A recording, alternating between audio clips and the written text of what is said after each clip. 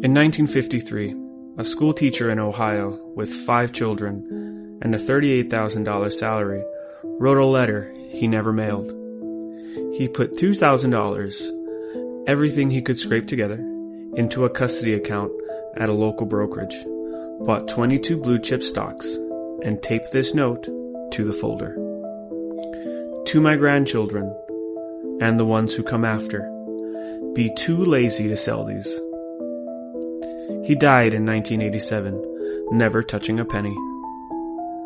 Last year, his youngest granddaughter used those same shares, now worth $2.4 million after splits and reinvested dividends, to pay for her daughter's leukemia treatment. Same stock market you and I woke up to this morning, same companies you can buy before breakfast. The only difference between that teacher and almost everyone listening right now is one sentence he was willing to live by, and most people aren't. Today we're going to tell you exactly what that sentence is. Welcome to Legacy and Logic. I'm Colin Edsman, and this is episode 1. This podcast is not about getting rich quick. It's about never letting your family get poor ever again. Logic is the math and the evidence. Legacy is remembering who the money is actually for. If you stay with us, we will hand you the simplest, most powerful investing system on earth. The same one used by Yale's endowment, the Rockefeller Trust, and the quiet school teacher in Ohio. And we'll wrap it in stories so you'll actually do it instead of just nodding along. Let me hit you with the single most depressing chart in finance. Every year a company called Dalbar measures 2 numbers: what the S&P 500 has made and what the American average investor made in equity funds. From 1994 to 2003, S&P 500 about 9.7% per year. Average investor 5.1%. That 4.6% gap doesn't sound huge until you run it forward. 100,000 at 9.7% for 40 years equals 4.9 million. Same 100,000 at 5.1% is merely 760,000. You left almost 4.2 million on the table. That's private schools, paid off houses, cancer treatments, dream weddings, poof, gone. Because of decisions that felt perfectly rational in the moment. Want some proof? Here's Warren Buffett's famous 10-year bet from 2008 to 2017. Using the S&P 500 index from that time period, and 5 hand-picked hedge funds of funds. Guess which one did better in that 10-year period?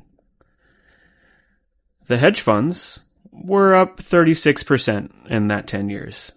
The S&P 500 index, 126% up. Buffett donated the 2.2 million difference to charity and basically said, "Told you so." Doing almost nothing is the ultimate superpower. But that in itself takes emotional stability that comes with practice, time, and a little bit of pain. There are 4 main enemies in investing, especially long term. Enemy 1, emotion. Let's go back to March 2020. You're an investment manager, and your phone's being melted because of all the messages coming in. Grown men crying, begging to sell at the bottom. One of your clients, maybe he's a surgeon, sends you 17 emails in one weekend titled, "We have got to get out." You ask him the question, now I ask everyone, whose money is this?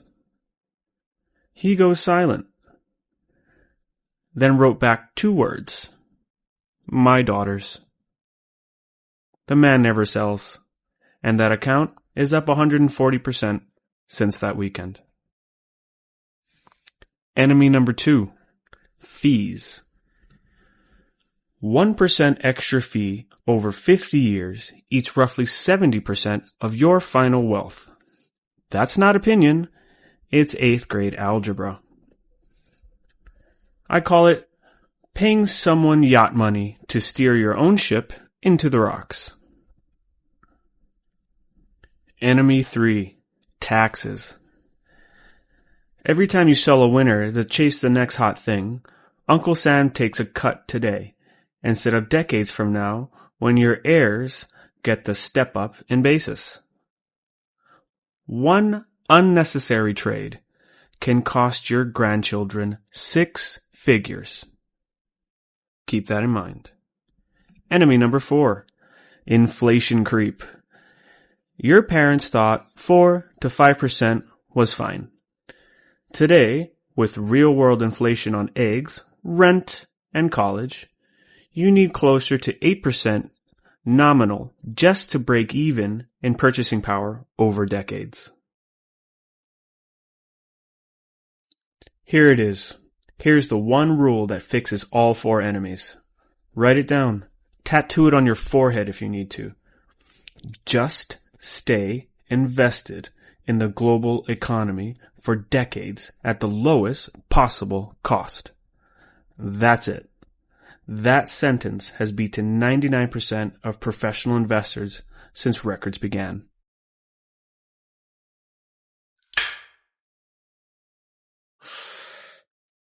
Every single share you don't panic sell, every basis point you don't hand to Wall Street, every single tax dollar you defer until your heirs get the step up is a love letter you haven't written yet to the people who will carry your eyes and your last name long after you're gone. Next week, episode 2, the only portfolio you'll ever need and why it's only 3 funds. I'll give you some tickers, some symbols, some allocations. This is not sponsorships, no affiliates, no bullshit. Until then, stay boring. Someone, someday, is counting on it. See you on the porch.